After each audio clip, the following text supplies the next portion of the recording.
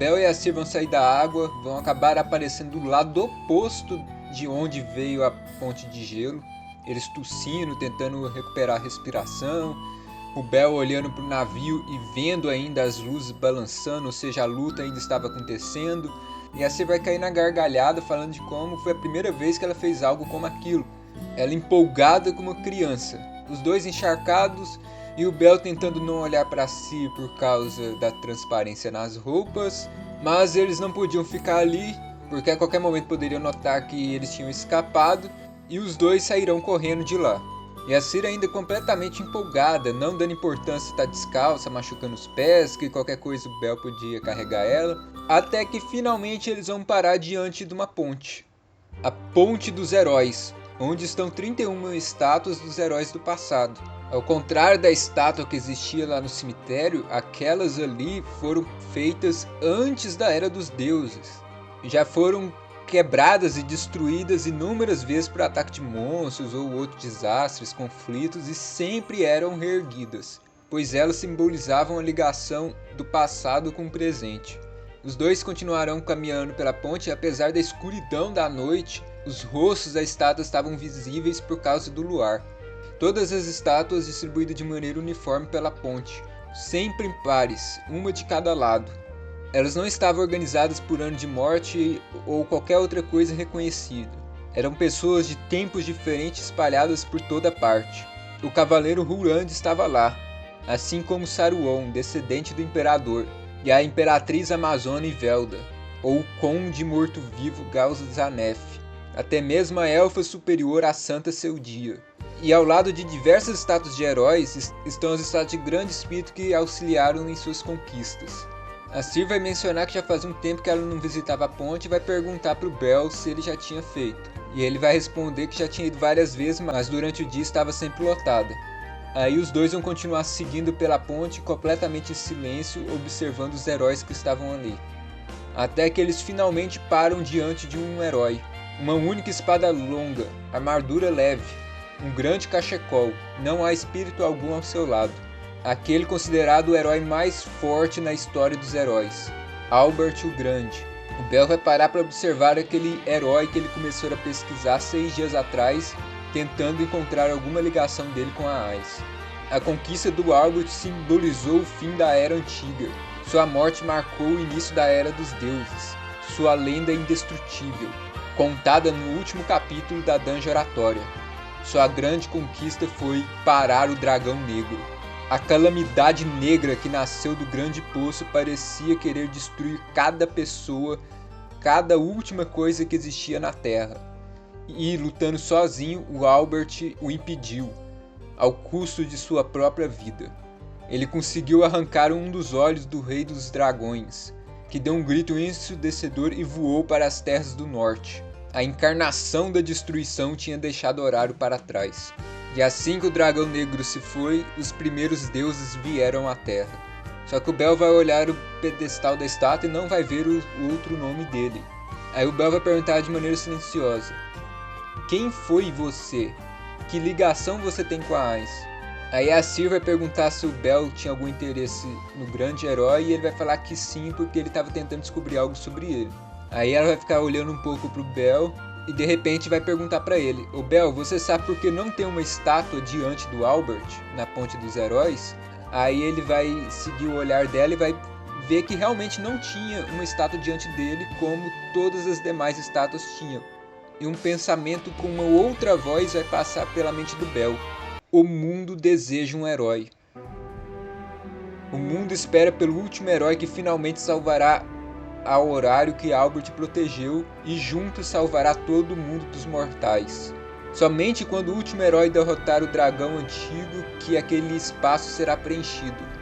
Somente assim a Ponte dos Heróis será completada. O único qualificado a ficar diante do grande herói que protegeu o mundo era ninguém menos do que aquele que realizara o seu desejo. O último herói que salvará o mundo.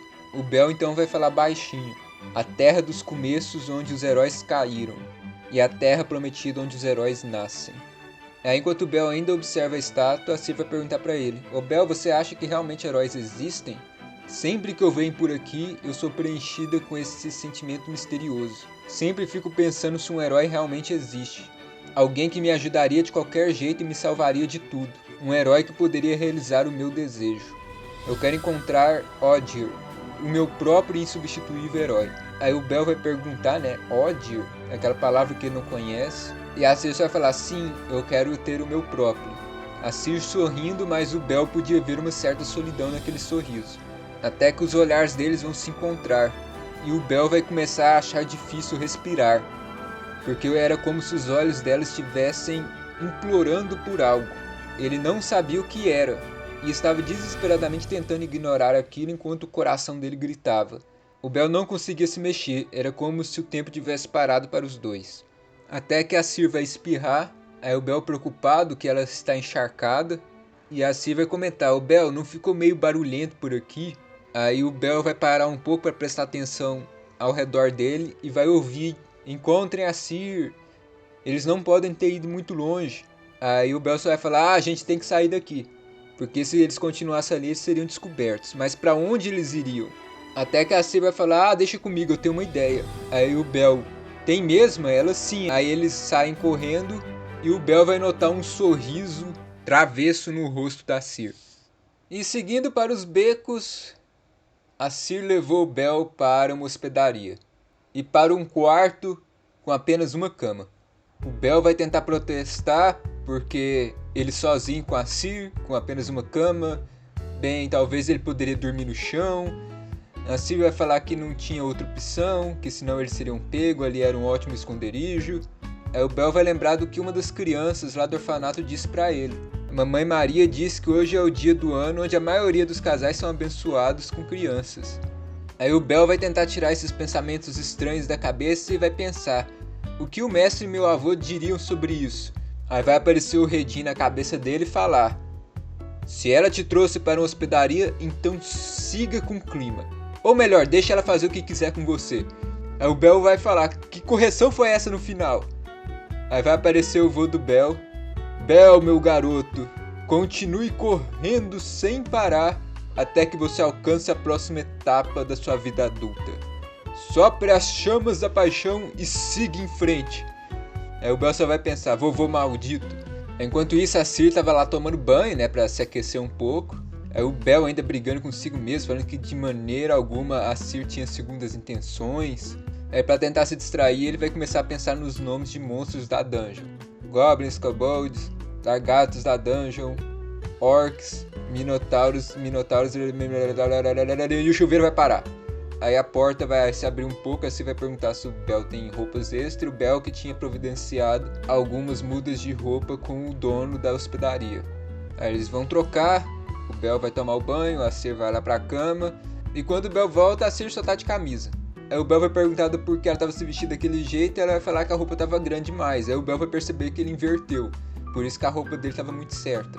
A roupa que deveria ser pra ele, ele entregou pra Cir. Aí o Bell vai falar pra Cir dormir na cama, ele dormiria no chão, porque dormir no chão comparado com as profundezas da dungeon onde ele já dormiu não era nada. A Cir vai falar que não, que eles tinham que dormir junto, que ela se sentiria culpada se dormisse no chão. Aí o Bell tendo dificuldade de seguir a conversa, aí a Cir vai pedir pra ele sentar na cama com ela, e ele vai sentar bem afastado dela. Aí um momento vai se passar e a Cir vai perguntar, você não vai fazer nada? Aí o Bell com o coração acelerado vai bancar o idiota com a voz toda tremida. Eu não sei do que você tá falando. Aí o silêncio vai tomar conta do quarto. O Bell ainda todo confuso, não sabendo o que deveria fazer, vai acabar perguntando. Por que você me chamou para o encontro? Aí o Bell vai se arrepender imediatamente de ter feito aquela pergunta. Que ele tentando encontrar algo para fazer, ele acabou dizendo algo que não devia. Porque só existia um motivo para ela ter convidado o Bell para o encontro. Mas antes que ele pudesse brigar consigo mesmo por ter feito algo tão terrível, a Cir vai responder. É porque eu queria dizer para você o quanto eu te amo. Aí o Bell, hã? Aí ela vai continuar, eu queria te mostrar o quanto eu te amo. Mas ela vai balançar a cabeça e vai falar, eu queria provar isso. E a Cir vai para cima do Bell e vai derrubar ele no colchão. Aí ela em cima do Bell vai repetir, eu queria provar isso. Isto não é amor, é... Aí o Bell vai levantar, afastar ela, porque ele não podia simplesmente seguir com o clima. que se ele não parasse aquilo, os dois acabariam sofrendo. Que cometer esse erro agora certamente destruiria os dois um dia, e isso acabaria em lágrimas. Aí o Bell vai reunir a determinação para fazer o que deveria ser feito, mesmo que isso significasse fazê-lo odiá-lo. Aí o rosto do Bell se contorcendo quando ele percebe que está prestes a machucá-la, mas ele precisa se forçar a pará-la. Aí o Bell olhando para ela, e a Ciri vai dizer, não me recuse. Enquanto isso, um brilho prateado nos olhos azuis acinzentados dela. Me aceite. Aí naquele momento, o corpo do Bell vai meio que começar a se descontrolar, o coração dele acelerando, como se o corpo dele estivesse tentando se render àquele brilho prateado, como se fosse uma força irresistível para ele. O rosto da Ciri se aproximando novamente. Ela coloca as mãos no peito dele, mas as escritas gravadas nas costas do Bell começam a queimar, como se estivesse tentando resistir. Não importasse o quanto o corpo do Bell quisesse se entregar àquilo, a vontade do Bell jamais desistiria. O coração do Bell doendo quando ele diz uma palavra. Ciri, implorando para ela. Aí ela vai parar como se um raio tivesse acabado de atingi-la.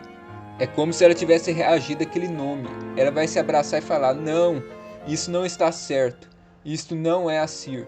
Ela vai se afastar do Bell, Bell vai achar isso estranho, vai chamar por ela e a Ciri vai falar, não olhe para mim. Por favor, não olhe para mim. A voz dela trêmula e difícil de se ouvir. Aí um tempo vai se passar e a Ciri vai quebrar o silêncio e falar, Bell, eu prometo que não farei nada com você, então podemos dormir juntos? Aí os dois deitados na cama, o Bell virado para um lado, a Ciri virado para as costas dele, até que em um momento ela vai chamar pelo Bell e perguntar, você me odeia agora? Aí o Bell vai falar, não, eu jamais te odiaria. Aí ela vai continuar, você não quer uma namorada? Aí ele vai perguntar, de onde você tirou isso? E ela continuando, sabe, as crianças no orfanato querem uma mãe e um pai. Aí o Bell vai protestar, isso não responde a pergunta, e isso vai destruir o clima naquele momento. A Ciri vai se encostar nas costas do Bell e falar, não olhe pra mim ainda. Aí o Bell vai falar, você disse que não ia fazer nada, mas a Ciri vai falar que estava com frio. Aí o Bell vai tentar protestar e a Ciri vai falar, mas você abraçou a Liu. Aí o Bell vai ficar meio paralisado e vai perguntar, Liu contou pra você? Aí ela não me disse nada. Mas vocês dois estavam agindo de maneira estranha desde que saíram da dungeon, ou seja, ele caiu na armadilha dela. E assim vai falar, e mesmo a Liu sendo minha preciosa amiga, você fez algo pervertido com ela. Aí o Bell vai falar, eu não fiz nada do tipo, pode ter sido algo meio perigoso, mas nós não fizemos nada estranho. Aí a Ciri, é mesmo? Aí o Bell, sim. Aí a Ciri vai perguntar, e você não vai fazer nada comigo também? Aí o Bell, jamais. Por que não? Aí o Bell, porque você não pode. Aí a Ciri vai chamar ele de idiota. E vai começar a dar umas batidinhas nas costas dele. Aí o Bell de novo, pronto para perguntar do porquê a Ciri fez tudo aquilo. Só que ele não vai conseguir completar a pergunta, mas a Ciri vai responder. Porque eu pensei, se eu fosse como as outras, se eu fosse como a Liu e as demais, isso não seria o bastante. Aí o Bell vai perguntar, igual às outras, o que você quer dizer? E ela só vai dizer, uma criança como você jamais entenderia. Nem eu mesmo entendo. Por que eu estou tão desesperada? Até que eles finalmente vão dormir. Aí 2 horas depois a Ciri vai soltar o Bell. Eles estavam meio que abraçados, o Bell não vai nem notar de tão cansado que ele estava. E ela vai embora, dizendo, amanhã, se nós nos encontrarmos novamente, eu...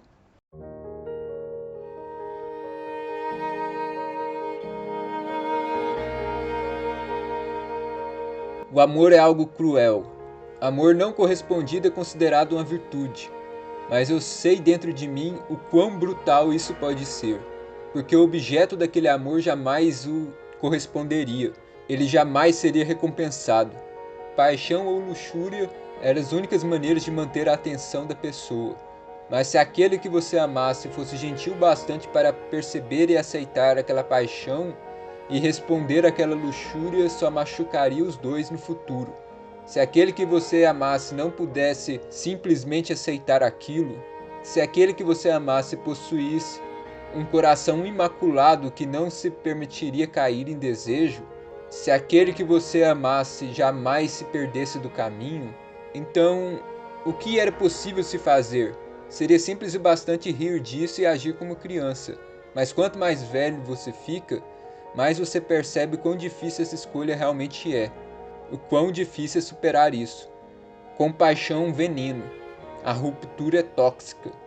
E se qualquer um cedesse a isso por simpatia, o relacionamento se tornaria uma cruz que ambos carregariam e que acabaria em dor e sofrimento para todos. Com o desejo puro que ele tinha em seu coração, ele certamente jamais vacilaria. Se ele fosse para ser corrompido, teria que ser por força. E mesmo que se ele fosse maculado, ele poderia muito bem continuar seguindo adiante do mesmo jeito, jamais se entregando a seus desejos, mesmo que ele carregasse aquela mancha em seu coração. Quando encarando alguém como ele, como você ganharia o seu coração? Eu não tenho uma resposta. Amor ele é cruel. Mas mesmo assim, ou talvez seja exatamente por causa disso que eu sou grata a ele e eu o odeio. Porque sua maneira sublime de viver está deixando até uma deusa maluca.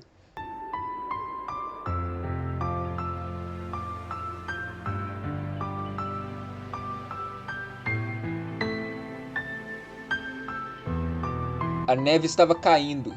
Flocos lindos e impiedosos brancos caíam dos céus, reunindo-se ao redor de um corpo que estava se congelando. Frio, não havia ninguém que pudesse abraçá-lo. Ninguém para acabar com sua fome. Seus braços e pernas se congelando aos poucos era algo inevitável.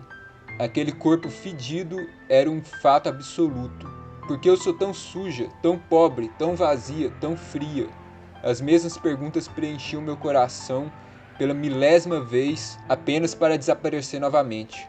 Enquanto minha consciência desaparecia, eu pensava em como eu poderia fazer para aquele meu corpo não ser mais meu. E após refletir mais sobre isso, eu decidi deixar de viver. E foi quando isso aconteceu.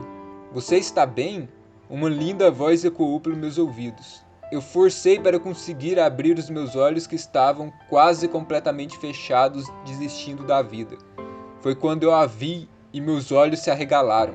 Um ser mais lindo, mais abençoado, mais quente do que qualquer coisa que eu já tinha visto estava diante de mim. Foi a primeira vez que eu descobri que um ser como aquele poderia existir neste mundo.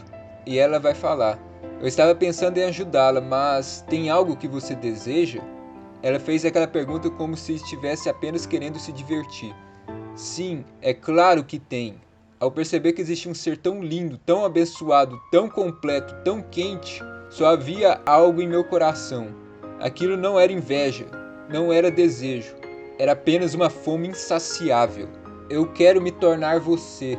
Eu quero parar de ser eu e me tornar límpida e quente. Eu quero me tornar você. Aquela mulher certamente não esperava ouvir aquilo. Ela olhou impressionada antes de começar a rir. Você quer se tornar eu? O quão maluca você consegue ser? Nunca uma criança me pediu isso antes. Existiam aquelas que foram salvas pelo amor dela, aquelas que juraram lealdade a ela também, mas nunca uma pessoa quis se tornar ela. Ela achou isso impressionante. A deusa de cabelos prateados continuou a rir, como se fosse algo tão engraçado que ela não podia se segurar.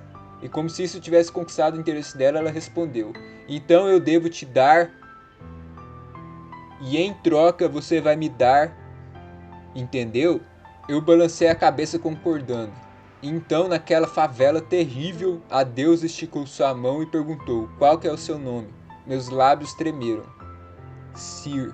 Aquilo foi uma troca de destinos. Daquele momento em diante, meu destino foi cravado. E mesmo assim, eu não me importei. Desde que eu pudesse me livrar daquela cidade congelada. Desde que eu pudesse me libertar das correntes da solidão e da escuridão. Desde que eu pudesse me tornar o ser que era mais bonito, mais abençoado, mais completo e mais quente de qualquer outro. E então eu mudei. E eu renasci como uma deusa. E deixo meus agradecimentos àqueles contribuindo com o canal como membros do mesmo. Valeu, pessoal. Obrigado pela força.